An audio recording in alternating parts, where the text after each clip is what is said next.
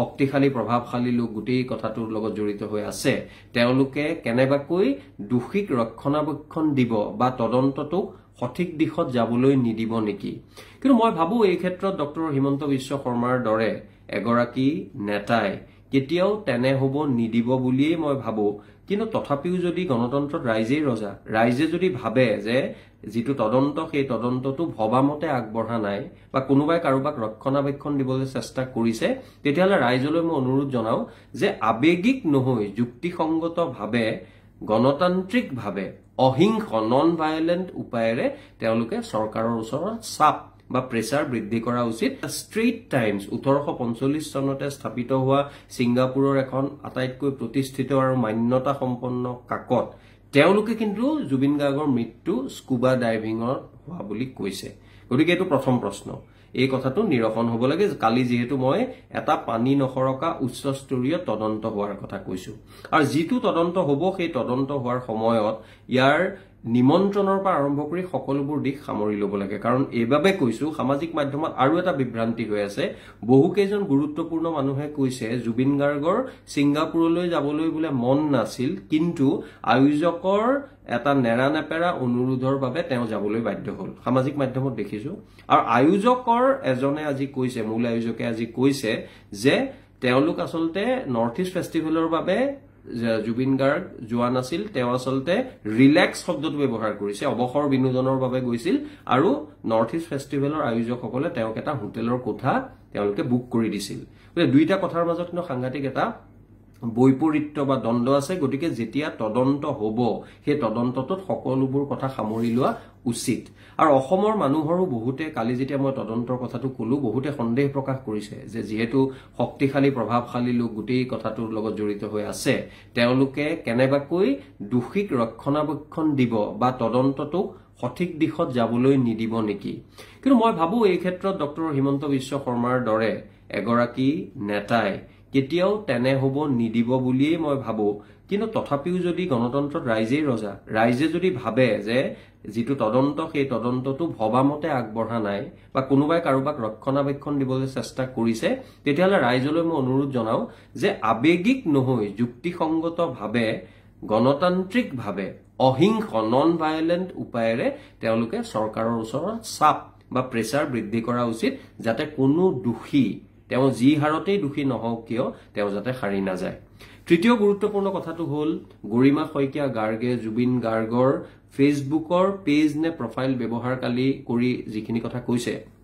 সেইখিনি আসলে এই সময়ত টিপ্পনী দিব লাগে বুলি মই নাভাবো কাৰণ তেওঁ এনে এটা চাপৰ মাজত আছে এনে এটা পৰ্বত সমান দুখৰ মাজত আছে তেনে সময়ত আসলতে টিকেটৰ ভাষ্যৰ ওপৰত কথা ক'ব নালাগে তথাপিও বহু মানুহে ইতিমধ্যে কৈছে বহু দুখৰতাৰ সৃষ্টি হৈছে কাৰণে কওঁ যিগৰাকী সিদ্ধাৰ্থ শৰ্মা বুলি তেওঁ মেনেজাৰ আছিল তেওঁ অসমীয়া অসমীয়া ইলেও বিতৰ্ক হৈছে সেই বিতৰ্ক মই অপ্ৰয়োজনীয় বুলি ভাবো তেওঁ মেনেজাৰ হিচাপে আৰু গৰিমা শইকীয়া গাৰ্গে যেটো কথা কৈছে যে জুবিন গাৰ্গৰ আগৰ অসুখ হোৱা সময়ত তেওঁ খুব ভালকে পৰিচৰ্যা কৰিছে তেতিয়াহ'লে এটা ডাঙৰ প্ৰশ্ন আহে যে যিগৰাকী মানুহে জুবিন গাৰ্গৰ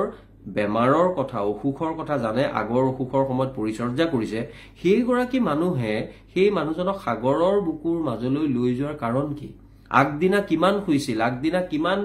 মানে নিখালৈ তেওঁ এটা টিয়াৰ্স ইন হেভেন পৰিবেশন কৰা আমি দেখিছো এইখিনি কথা যেতিয়া সাধাৰণ মানুহৰ সাধাৰণ এজন তেওঁ ভালপোৱা মানুহৰ মনলৈ প্ৰশ্ন আহিছে গতিকে যিগৰাকী মানুহ গৰিমা শইকীয়া গাৰ্গে কৈছে তেওঁৰ লগত সাৰ দৰে লাগি আছে যোৱা কেইবাটাও বছৰ সহায় কৰিছে সেইগৰাকী মানুহে এইখিনি কথা জানিব লাগিছিল নে নাই এই বিষয়ত আসলতে আমাৰ সামাজিক মাধ্যমত যিবোৰ প্ৰশ্ন উঠিছে মই যুক্তিসংগত প্ৰশ্ন বুলি ভাবো গতিকে সিদ্ধাৰ্থ শৰ্মাক নিশ্চিতভাৱে তদন্তৰ আওতালৈ আনি আমি প্ৰকৃত সত্যটো জানিবলৈ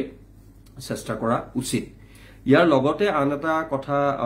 আহিব সেই কথাটো হ'ল মই শেষত ক'ব বিচাৰো যে এনেকুৱা হয়তো আৰু দুখৰ যাতে বাতৰি অসমীয়া মানুহে আৰু পাব লগা নহয় আমাৰ জীৱনত আমি ভূপেন হাজৰিকাৰ ক্ষেত্ৰত দেখিলো আমি